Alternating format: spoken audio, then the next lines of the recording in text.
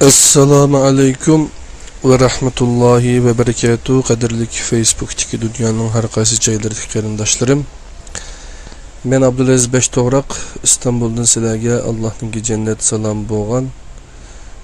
Assalamu alaikum ve rahmetullahi ve berekatuhu degan salam bilan bugungi tadbirga sin darslari degan darsni boshlab olamiz qadirli qarindoshlar.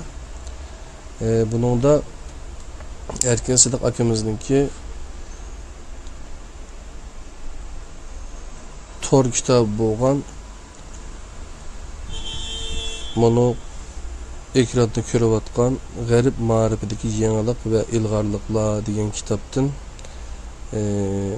sizlarga tez kitob o'qish haqida xat biroz sat yozilib qoldi. Shunda bo'lsa-mu kechirgaysizlar. Biz bir nəşriyyatçılıq işi bilan şug'ullanğanımı 2 yil bo'lib qolaydi. Asosli bu ishga Erkin Sıdık akimizning kitoblarini nashr qilish bilan kirgan bo'ldik. Aslida shirkatni tarjimonlik va boshqa hudud shirkatning ismida aytilgandek tadbir tashqi savdo, maslahatchilik, tarjimonlik,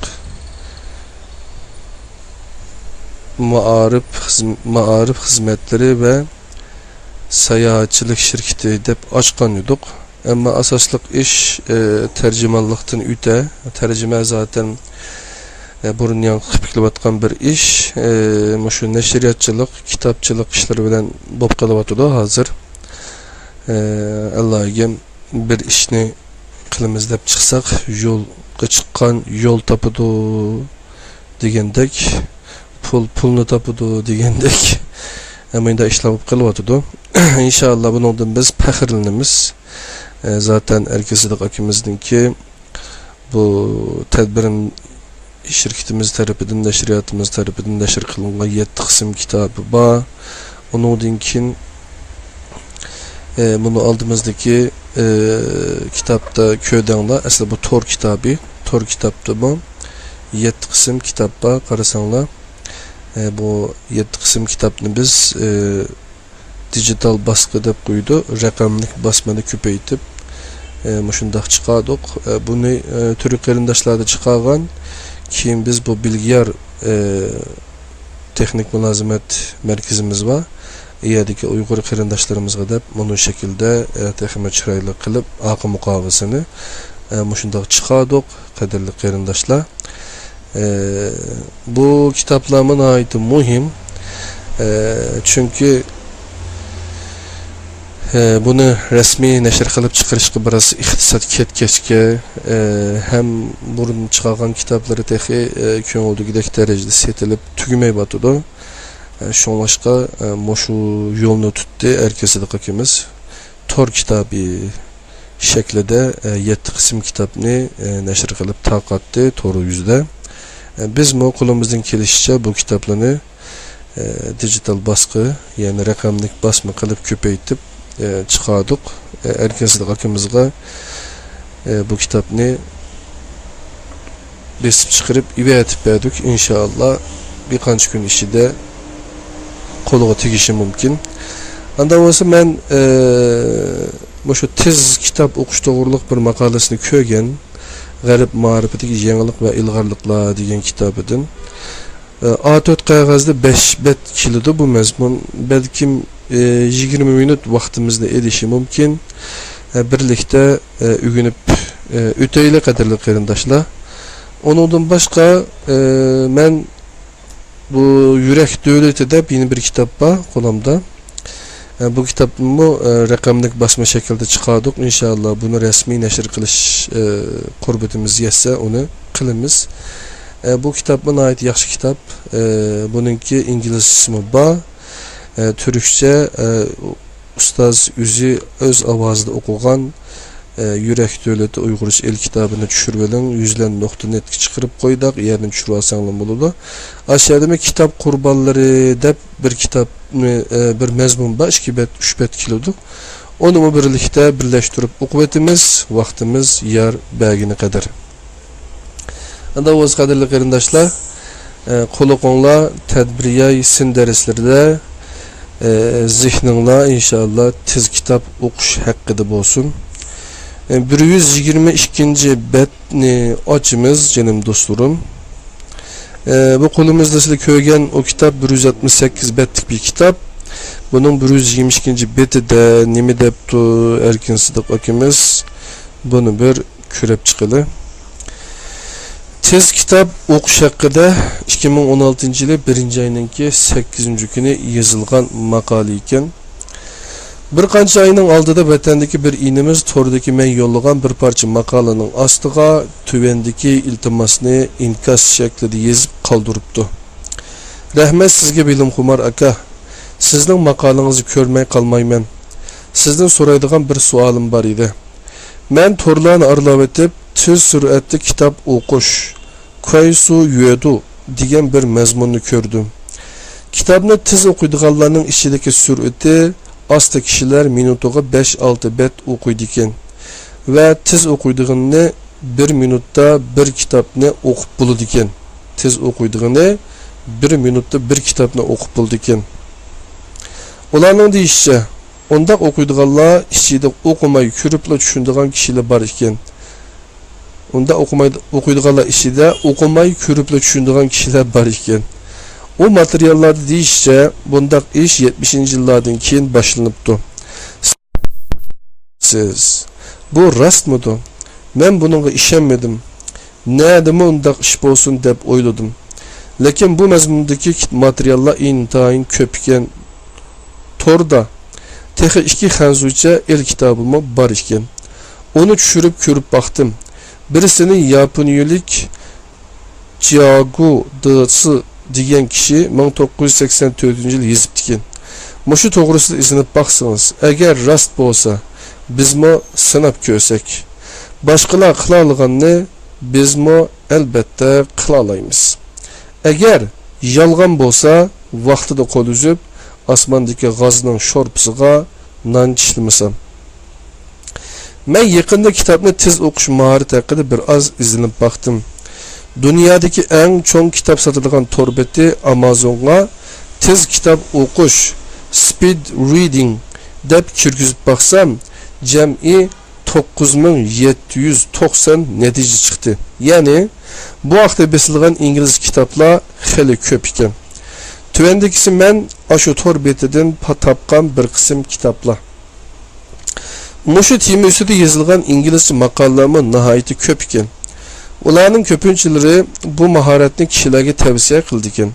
Ba'zilarining bo'lsa bu usulga bo'lgan qiziqarligi ancha bek yuqori emas ekan. Men o'qirmanlarni to'liq ma'lumot bilan ta'minlash uchun mazkur yozmada tonishtirish uchun 2 parcha maqolani tanladim. Uning biri bu usulni tavsiya qiladi.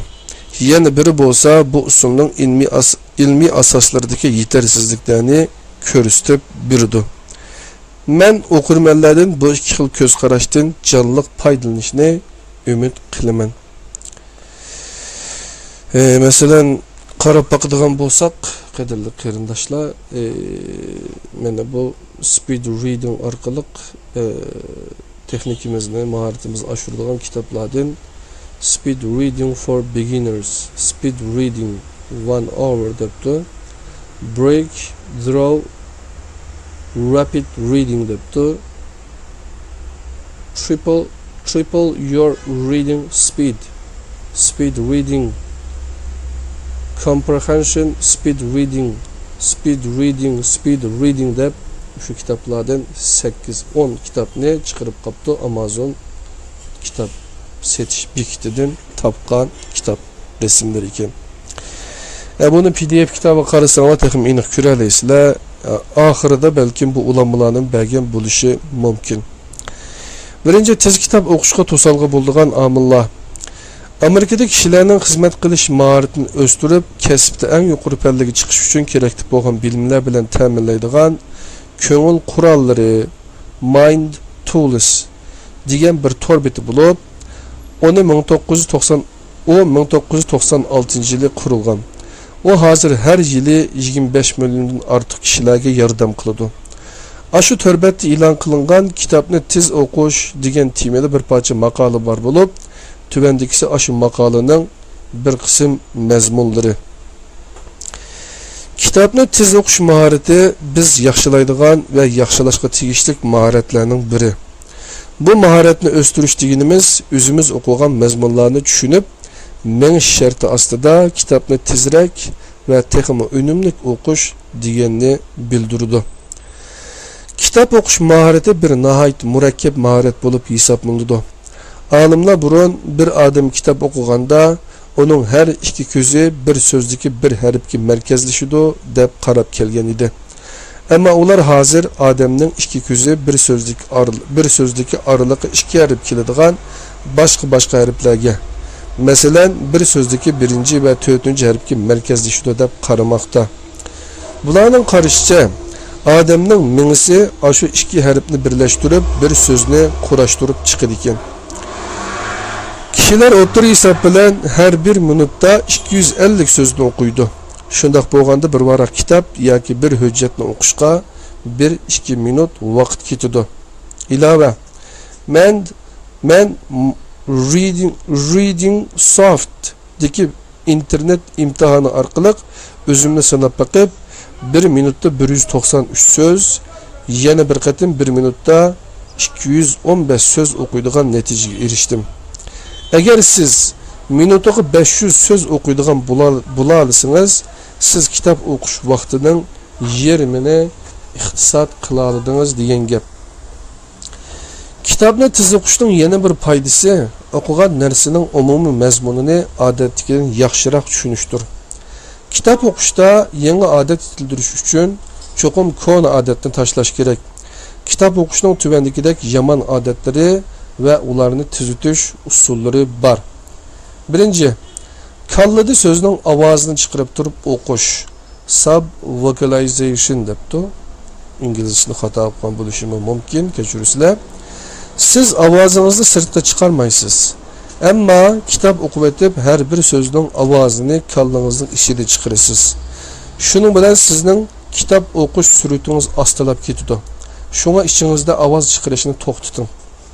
İkinci, söz okuş. Reading word by word.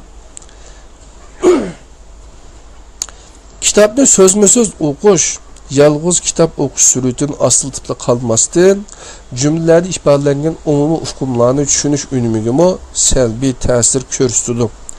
Kitapni söz okuyduğun kişiler, okuyduğun mezmundaki sözlerini topu bilen okuyduğun kişilerdek yaxşı düşünemeydi. Şunlaşqa her qitim okuyduğun sözlerinin sanını köpeytişki tirişip bakın. Siz her qitim okuyduğun sözlerinin sanı qancha köp bolsa, sizden okuş sürütünüz mu şuncha tez buludu. Üçüncü, köz hareketindeki ünümsizlik. Inefficient eye motion. Kitapni asta okuyduğun kişiler zihnini her bir sözgü birden bir yığıp, bir qurni o'qib tugutib, andin ko'zini keyingi qurg'i yo'tkaydi. Odamning ko'zi odatda bir vaqtda 3.8 cm kenglikni ko'ra oladi.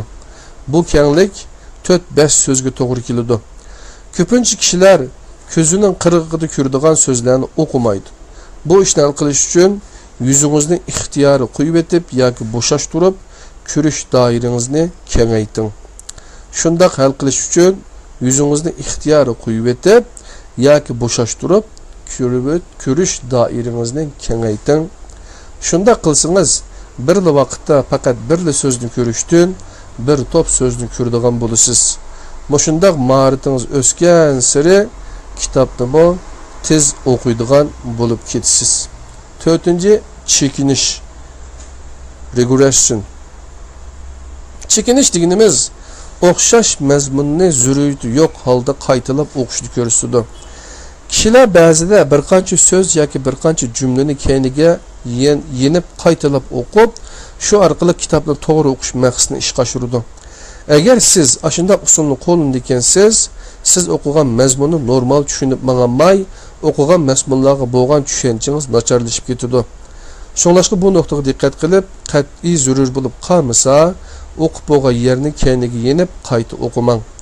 Çekinib o'qish ishidan saqlanish uchun o'qiyotgan yerni bir barmoqingiz yoki bir qalam bilan ko'rsatib mangsingiz bo'ladi. Bu usul özünü yetekleş usulü meta guiding deb atıldı. Bundaq ahvalda sizning o'qish tezligingizni asosan sizning barmoqingiz yoki qalamingizning sur'ati belgilaydi. 5. Zihnini yig'olmaslik, poor concentration. Televizorni ochib qo'yib kitob o'qiganda zehni yiqilib bo'lmaydi. Shuningdek kitob o'qiganda tashqi ta'sirlarni eng tuban darajaga azaytish kerak. Zehnini kitobga unumli yig'ish uchun bir vaqtda ko'p ishni qilishga urinmang. Hamda zehnni chochadigan barliq sirtqi ta'sirlarni yo'q qiling. Bu ish bir vaqtda bir qancha so'zlarni tang o'qib menish usuli uchun to'limi muhim. Zehningizni kitobga yig'masangiz, bir qancha varaqni o'qib bo'lsangizmi, uningdagi mazmunlarni ancha tushunmaysiz. Yalnız tashqi ta'sirni kontrol qilib qolmay, ichki ta'sirlarni kontrol qiling. Agar siz bir tarafdan kitob o'qib, yana bir tarafdan bugun kechda nima tamoq assam bo'lar deganda xiyollarni qildikansiz, siz o'qigan uchurlarni muvofiq bir taraf qilolmaysiz. Kitobni ishida ovoz chiqarib turib o'qiganda, mengini o'qigan narsaga yiqqili bo'ladi. Shuningdek ba'zi kishilar men televizor ko'rib turibmi kitob o'qiy olmayman deydi. Ammo unda qilganda kitobni tez o'qig'ili bo'lmaydi. 6. Tartib bilan o'qish. Approaching reading linearly. Biz kitob o'qiganda bir so'z, bir jumla, bir paragraf va bir betdan o'qishga tarbiyalangan. Bunda qilganda siz qo'shimcha mazmunga yadroliq mazmunlar bilan o'xshash muomala qilasiz. Ko'pincha vaqtlarda kitobdagi mazmun siz bilishga tegishli mazmunlardan xeyli ko'p bo'ladi. Shuningdek siz har bir vaqtni nihoyatda tez sur'atda ko'zdan o'tkazib, uningdagi siz uchun muhim joylarini tez sur'atda tepib chiqing. Ya'ni siz har bir varaqni tez sur'atda ko'zdan o'tkazib, uningdagi siz uchun muhim joylarini tez sur'atda tepib chiqing. Sizning bir kitobni avtorning orzusi bo'yicha o'qishingiz shart emas. Shuningdek muhim emas joylarini bir qatim tez sur'atda o'tkazib o'tib, ondan diqqatingizni muhim yerlarga qarating. Misollarni va boshqa bir qism beqindi mazmunlarni to'liq o'qimasangiz bo'ladi. Ammo ba'zida muhim joylarini qaytalab o'qib, yaxshi tushunib olishga to'g'ri keladi. Ikkinchi, tez kitob o'qishni muvaffaqiyatli amalga oshirishda qilishga tegishli ishlar. Qadrli qarindoshlar, tadbir yaysin darslaridan tez kitob o'qish haqida degan mazmunni Erkin Sidiq akamizningki to'r kitob 2-qism G'arb ma'rifidagi yangilik va ilg'orliqlar degan kitobidan sizlar bilan birlikda o'rganyapmiz. Qadrli qarindoshlar, Erkin akamiz uchun bu yerdan Allohdan rahmat, Allohdan texmi ko'p zihin ochiqchiligi tilaymiz. Ishlarga, vaqtlarga barakat bersin. Qarindoshlar,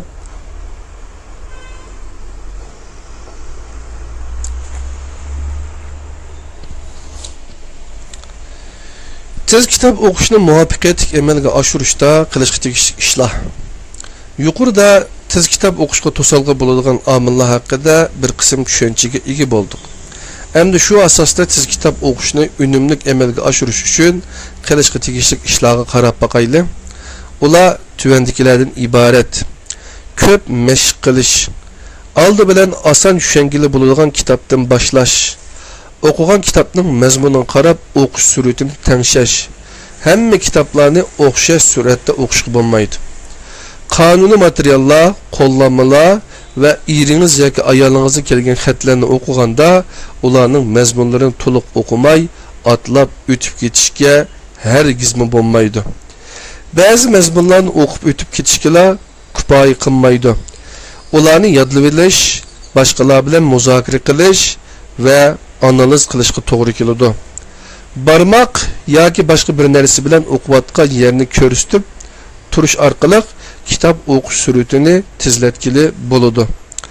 O'qimoqchi bo'lgan mazmunning qurilmasini oldi bilan bilib olib, Andan faqat muhim joylarini o'qish orqali kitob o'qish sur'atini tezlatkilimi bo'ladi. Kitob o'qish tezligini o'lchash va uni yozib qo'yish orqali kitob o'qish sur'atidagi ilgirlashni bilib turg'ili bo'ladi. Kitobni tez o'qish bir xil mahorat bo'lib, uni o'rganmoqli bo'ladi. Bu mahoratni yetildirish uchun oldi bilan burunqi nachar odatni cho'rib tashlash kerak. Uningdan boshqa yolg'iz kitobni tez o'qiydigan bo'lish kifoya qilmaydi. Siz yana kitobni unumli o'qiydigan bo'lishingiz kerak. Qandoq usulni qo'llanishdan qat'iy nazar kitobni nima uchun o'qiydiganligingizni asdan chiqarib qo'ymang. Hamda kitob o'qish sur'atini shuning asosan muvofiq tanlang. Yuqoridagisi foydalanish materiallaridagi ikkinchi manbadan olingan mazmunlar. Hamda men 3-manbadagi bir qism mazmunlarni tonishtirib o'taman. Tez kitob o'qishga oid bilishga tegishli boshqa muhim ishlar. Ko'pincha kishilar 1 minutda 200-400 so'zni o'qiy oladi. Ammo kitobni tez o'qiydiganlar o'zini men har 1 minutda 1000 dan 1700 gacha bo'lgan so'zlarni o'qiy olayman deydi ekan. Shunda qilish mumkinmi emasmi bilib beqish uchun biz ba'zi mutaxassislar bilan paranglashib baqdik. Tez kitob o'qish mahorati 1950-yillardan boshlab tadqiq qilinishga boshlangan bo'lib, yaqinda uning oid yonxun aplari ko'plab ishlanib, u mahorat qaytadan ko'plab tilga ilinishga boshladi. Ammo e'lon qilingan u jihatdagi ilmiy tadqiqot natijalari ancha ko'p emas. Kaliforniya Universiteti San Diego sho'basining professori, ko'z mutaxassisi Case Rayner tez kitob o'qish usullari ustida so'ralgan savolimizga javob berib, tuvandikilarni o'tirib qo'ydi. Ko'zning harakat qonuniyatlariga asoslanib turib mo'ljallangan oliy maktab o'quvchilari har 1 minutda 200 dan 400 gacha bo'lgan so'zlarni o'qiy oladi. Bir materialdagi mazmunni tanlab turib o'qish tez kitob o'qish usullarining biri hisoblansimi, bu usulda siz kitobni tez o'qishni o'rganmaysiz. Balki bir betdagi mazmunning qaysi qismini tanlab o'qishni, qaysi qismini o'qimay o'tib ketishni o'rganasiz. Bir qism tadqiqot natijalarining ko'rsatilishicha, unda qilganda siz o'qigan narsaning konkret mazmunlarini esda saqlay olmaysiz. 1 minutda 500 dan ortiq so'zni o'qimoqchi bo'lsangiz, ko'z harakatining cheklamasiga uchraysiz. Mana bir taraf qiladigan uchur miqdorining bir cheki bor. Kitobni ichida ovoz chiqarmay o'qish orqali kitobni tezroq o'qiydigan bo'lishi mumkin. Ammo unda qilganda o'qigan mazmunni tushunib menish unumi tuvanlab ketadi. Bu jihatda e'lon qilingan ilmiy tadqiqot natijalari bor. Bir vaqtda ikki qo'lni teng o'qish ko'zning ishlash jarayoniga uyg'un kelmaydi. Qisqasi, bir qism tadqiqot natijalarini ko'rsatishicha, kitob o'qish sur'atini tezlatganda o'qigan mazmunni tushunish unumi tuvanlab ketadi. Ya'ni siz kitobni tez o'qisangiz, o'zingizga yangi ushur qabul qila olmaysiz. Bu sizning kitob o'qishdagi maqsadingizga tamoman zid keladi. 4-oxirgi so'z Erkinkamning oxirgi so'zlariga quloq beraylik, qadrli qarindoshlar. Yuqoridagi materiallarda ko'rsatilishicha, ko'zning ishlash prinsipiga asoslanganda 95% oliy maktab o'quvchilari odatda har 1 minutda 200 dan 400 gacha so'zni o'qiy oladi ekan. Bu yakun inglizcha so'zlashadigan kishilar uchun chiqarilgan bo'lib, u Uyg'urlarga aynan mos kelamdi yo'q. Bu menga texi aniq emas.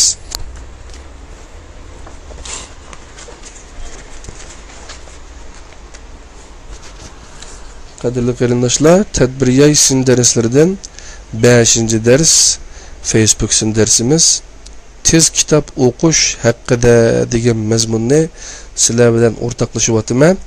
Erkin Sidiq akamizning oxirgi so'zlarida qulog'inglar bu so'zda bo'lsin. Shunlashqa men o'qirmanlardan bu nuqtani asdan chiqarib qo'ymasligini so'rayman.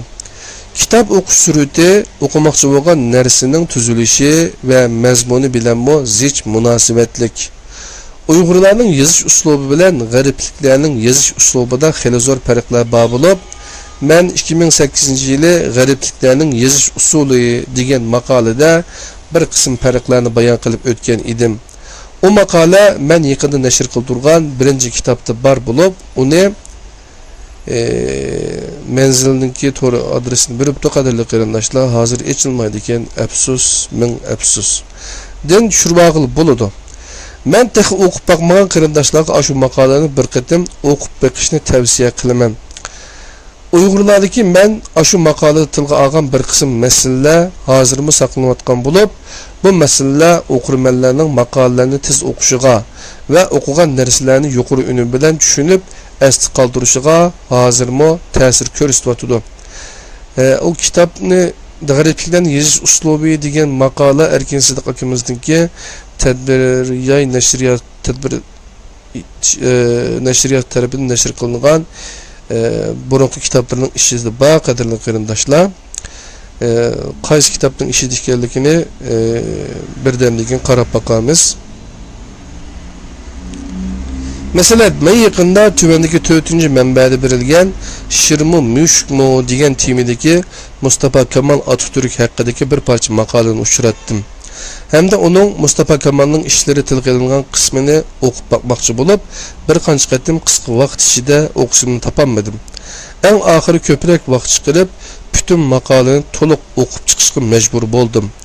Men shu maqoladagi bir qancha kichik mavzular qo'yilgan bo'lsa, o'qirmanlarga ko'p qulaylik tug'dirilgan bo'ladi deb o'ylayman. Kichik temalarning yalg'iz o'zi qiziqqan mazmunni oson tepishdilar foydasi bor bo'lmay, o'qigan mazmunlarni esda qoldirishdimi zo'r foydasi bor. O'tgangi bir yilni Uyg'urlarning kitob o'qish yili qilish faoliyati Uyg'urlarda bir xil kitob o'qish to'lqini qo'zg'ab, ko'plagan yangiliklarni vujudga keltirdi.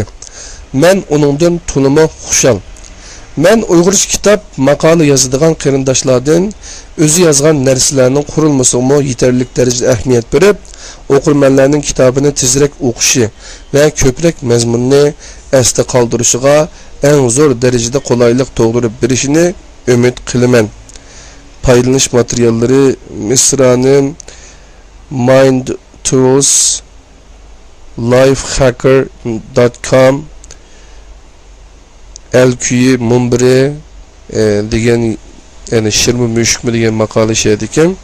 Aşağılardan ko'rib olsanglar bo'ladi ekan qadrli qarindoshlar. Men Erkin Sidiq akamizningki burunqi kitoblaridan g'aribliklarning yozish uslubi degan maqola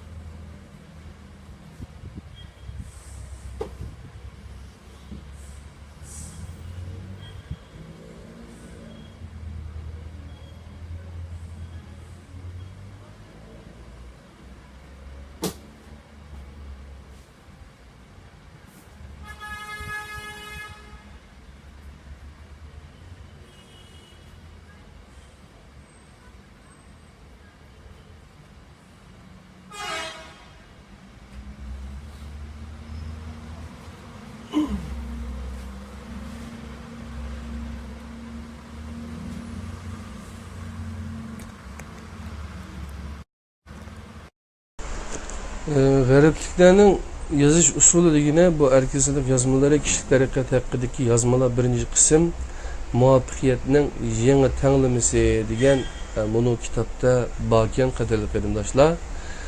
Qarasanglar kitobning muqovasini biz o'zimiz loyilagan tirishchanlik, talant, fursat, undan keyin muvaffaqiyat. Bu birinchi qism kitobningki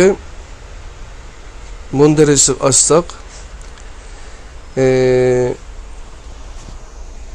şirket kuruşga qandaq iqtidarlar kerak, şirket oңuштук mağdurish iqtidori, Uyg'urlarda o'tamas aqlliq, o'ngmingi bilan so'nmingi, ziyoli, yetakliguvchi va boshqalarni ilhomlantirish, o'ylashning olti qalpiqi, dahi va liderlik nazariyasi to'g'risida umumiy tushuncha, Hollandning daisi Attila va Attilaizm, undan boshqa uning beshida baştaki mazmunlar muvaffaqiyatning yangi tanglamasi, ömürlük kesibni qandaq tanlash kerak, maktab hayotidan muvaffaq foydalanish to'g'risida qisqacha tavsiya, Abdurning vatandagi yoshlarga yozgan xati, endişe, tushkunlik va o'ng'ushsizlikdan tez asliga qaytish iqtidori, ish unumi yuqori kishilarning 7 odati, vaqtni muvaffaq boshqarish, anandan keyin 111-betda g'aribliklarning yozish uslubi degan mazmun borken 111 betden 125 betkiçi bolgan mezmunken qadrli qarindoshlar. İnşallah kelar saatda belki muşu mezmunni sizlar bilan o'rtoqlashishim mumkin. Bugungi Erkin Sidiq akimizninki tor kitap 2. qismdagi mezmunlarni, yani tiz kitap o'qish haqidagi mezmun yarım saat ichida sizlar bilan paylaştık. Endi Ustaz Mustafa İslam o'g'lininki Yurak davlati degan mo'nin kitapdagi mezmunlarni, yani kitap qurbonlari degan mezmunni sizlar bilan birlikte paylaşıman. Diqqatinglar tadbir yay sin darslarida tiz kitap o'qish haqida degan mezmunlardan keyingi kitap qurbonlari degan mezmunda bo'lsin. 5 minut vaqtinglarni olaman. Yani şu kitapdaki insanlar ve qurbonlar birinci babdaki bu kitapni biz torda birlikte öğünüp öttük. 29. bette ki mezmunda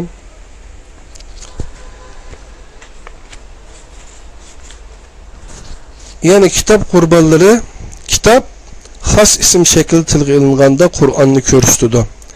Gerçi o hidayet ve rahmet buluqi bo'lsa-mu, onun hidayet ve rahmet bo'lishi hamma uchun emas. Bakara 2.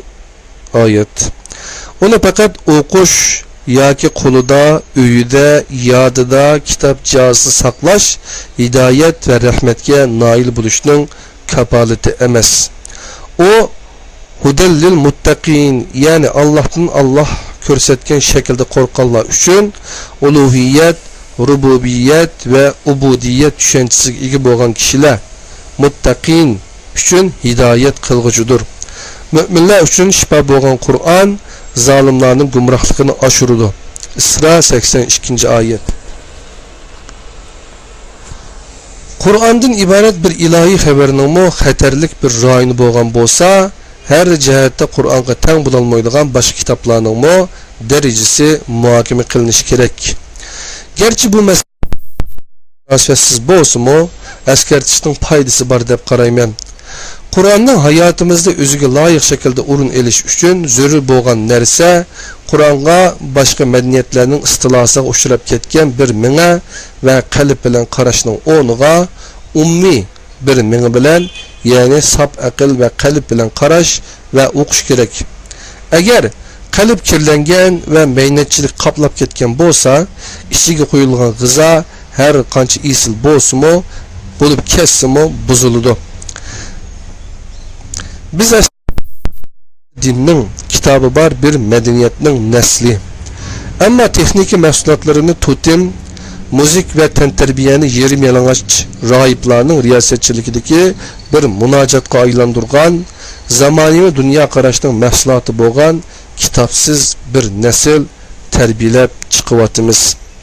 Kitob bilimning birdan bir yetkazguchisi bo'lmasa-mu, eng qadimiy va qimmatini yo'qotmaydigan yetkazguchilik rolini hozirmi joriy qildirib kelyapti.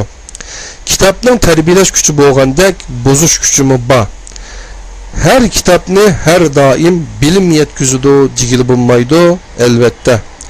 Jaholatni ba'zida kitaplar orqali yetib keladi. Davrimizdagi jaholat bilan qadimki jaholat orasidagi farq balkim bu bo'lsa kerak. Biri kitapsız jaholat, yana birisi kitobi bor jaholat. Ba'zida kitobi bor jaholatning kitobsiz jaholatdanmi qo'rqinchli ekanligining tipik örneklerini davrimizda ko'ryapmiz.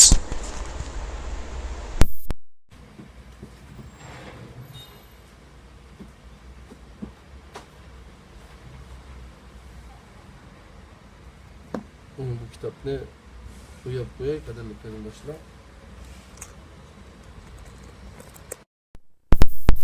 Yani tiz kitap o'qishga munosabatsiz bo'lsa-mu, ammo buni bir qistirib o'tishni to'g'ri ko'rdam. Kechirsizlar. Biz botilning o'qigan va o'qimagan, kitobi bor yoki kitobi yo'q, hammasini bir tarafga qayirib qo'yib, kitobi bor bir din ahli bo'lgan musulmonlardan ba'zilarning kitob masalasida tushib qolgan normal ahvoliga bir qarab boqayli. Madaniyat yetkazguchisi bo'lgan kitob o'qish harakati bilan birga aqlimizga keladi. o'qish va tadbiqlash, bilish va amal qilish orasidagi bog'lanish uzib tashlangan bo'lsa, buning bosh jinoyatchisi kitob bo'lmaydi. Albatta, kitobni oshqulliqning vositasi qilib olganlarga ranjib, kitoblarni ayblashni, xuddi oyatlarni o'zi manfaati uchun ishlatgan sehrgarlarga g'azablanib, butun Qur'onni yoki dori ichib o'zini o'ltirib olganlarga qarab, dorini cheklagan bema'nilikka o'xshatiman. Bu dori so'zi kitob qurbonlari uchun dal joyida bir o'xshatish bo'ldi. Bu turdagi kishilar kitobni bir doktor nazorati ostida davolanayotgan bemorning angliq shaklda iste'mol qilayotgan dorisiga o'xshash emas, dal aksicha dora deb atalgan hamma narsani yeydigan kishidek ishlatadi. Kitob bu xil kishilar uchun o'qib yangilik yaratadigan manba emas, aksicha o'qib tugatiladigan iste'mol buyumi.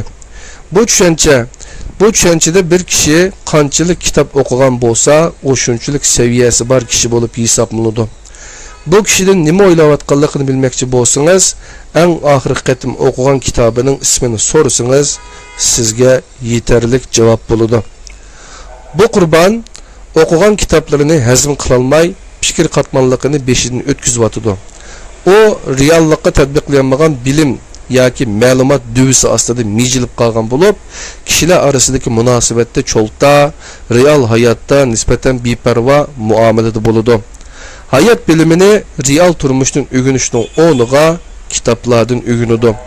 Bu sababdan ijtimoiy munosabatda to'g'ri muomalada bo'la olmaydi.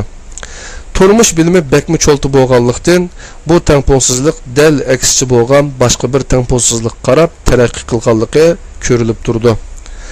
O kitobni real turmushda va kishilar orasida yashashning o'rniga hayotni kitoblarda va kitoblarning ishida yashaydigan bo'lib, ular o'ziga xiyoli bir dunyo qurib olgan bo'ladi. Bu mantiq kitobdagi oyatlarni o'qigan taqdirdami, inson o'zimi Alloh yaratgan eng cho'ng oyat. O'zidagi koinotdagi shay'iylardagi va vaqa hodisalardagi oyatlarni o'qib, kitob bilan birlashtirilmaganlik uchun ijtimoiy turmushdagi o'rni hayot dramasining sirtida qoladi. So'zlashni o'ziga odat qilib olgan bo'lib, oyatlarga tutgan pozitsiyasiga ko'pincha vaqtlarda bir doktorning tajriba jasadga tutgan pozitsiyasiga o'xshab qoladi. Tafakkur qilishni bir xil imtiyoz deb qaraydi. Butun energiyasini mengisiga va bu orqali tilga qaratganlik uchun bu organlari noit taraqqiy qilgan bo'ldi. Bular bir xil ma'larimi ro'yi kasalligiga giribtar bo'lgan. Fransiyalik mashhur mutafakkur ma'larma biz faqat tafakkur qilamiz, tadbiqlash bizning chakarlarimizning vazifasi degan edi. Ko'ziga qarasangiz, ko'zi bir nima demaydi. Ko'zining ichidan bir ma'no izlaysiz, ammo behuda. Ilm irponga aylanmaganlikdan u ko'zlar sizni boshqa bir olamga elib boradigan ko'znak bo'lishdan baxta demaydi. Qalb radaringizni uning qalb to'lqiniga yuzlantirasiz, ammo bir signal ola olmaysiz. O'zi bir narsa demaydi. Ishida bir yadro energiya kuchi borligidan bexabar yashaydi. Onun bilan ijtimoiy munosabat o'rnatgan vaqtingizda diplomatiya qoidalarining hammasini uningda ko'rasiz. Kitoblarning orasida keklikka o'xshash sakrab yurganligini ko'rgan bu shaxsning real turmushda ya beparvo yoki gangrab qolgan va kaltipam ekanligini bayqaysiz. Qadrli qarindoshlar, bugungi tadbiriyat isim darslari 5. Facebook isim darsimizda Erkin Sidiq akamizningki G'arib ma'rifadagi yangilik va ilg'orliklar degan 2-qism tor kitobidan tez sur'atda kitob o'qish texnikalarini o'rgandik. Undan keyin kitob to'g'riliq, kitob qurbonlari to'g'riliqmi Mustafa Islom o'g'li ustozimiz, bu Erkin Sidiq mening ustozim, Mustafa Islom o'g'limi o'xshashlar bizning ustozimiz, mening ustozim. Bu yerdami kitob qurbonlari to'g'riliq mazmunlarni birlikda o'rganib o'tdik. Hammanglarningki muşu vakti ve bunun iki vakti hayırlık olsun. Eğer Yürek Devleti degan bu kitapni tushirib o'qimoqchi bo'lsanglar, tor betimizga kiysanglar yoki Facebookdan tor kitap deb izlasanglar chiqadi.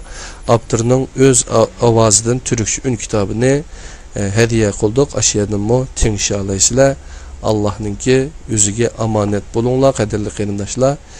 Yana bir sizin darsimizda balkim Erkin Siddiq akamizningki buni tadbirni yay nashriyatida tunji qatim tadbir nashriyatida nashr qilingan Erkin Siddiq yazmaları, kişilik taraqqiyot haqidagi yazmalar birinci qism nomli kitobdan g'aribliklarning yozish uslubi degan mazmunni 6 darsimizda balkim birlikda o'qib o'tishimiz mumkin.